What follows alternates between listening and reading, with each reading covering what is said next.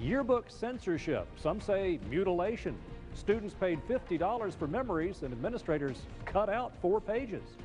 Now to what some are calling theft of another kind, an accusation made by some Chattooga High students in Summerville, Georgia. They paid $50 in advance for their school yearbook, and when they picked it up last week, 4 pages from the yearbook were cut out, literally cut out. They were told that the pictures on those pages were inappropriate, and we wondered how bad could they be. Here's what we found. The 2009 Chattooga High yearbook was delivered to students 2 months late with pages 11 to 14 clipped out. On page 10, you see part of a girl's head next to an unrelated page 15. What happened to the pages in between? That's what 09 grads Marcus Lee and Aaron Wentz want to know.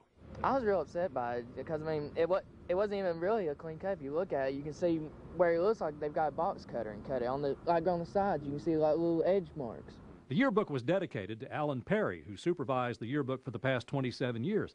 After he retired in May, a new principal and new yearbook advisor didn't like what they saw.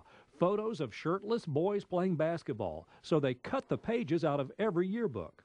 Mr. Perry told us, "I'm very disappointed with the decision to mutilate a wonderful yearbook, a decision that was completely unnecessary. There was absolutely nothing inappropriate about the pages that were cut from the book.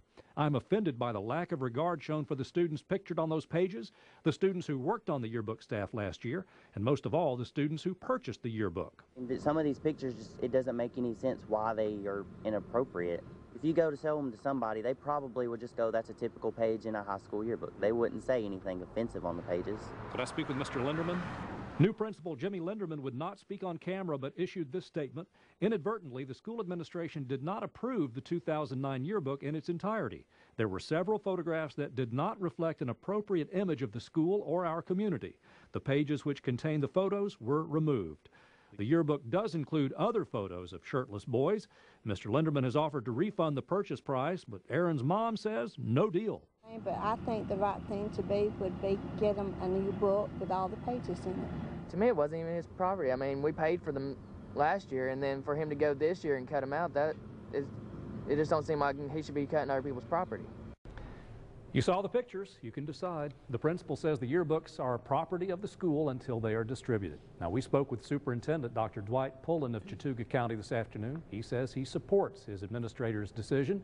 Principal Jimmy Linderman says he's going to keep a close watch on the next yearbook so that he won't have to do this again.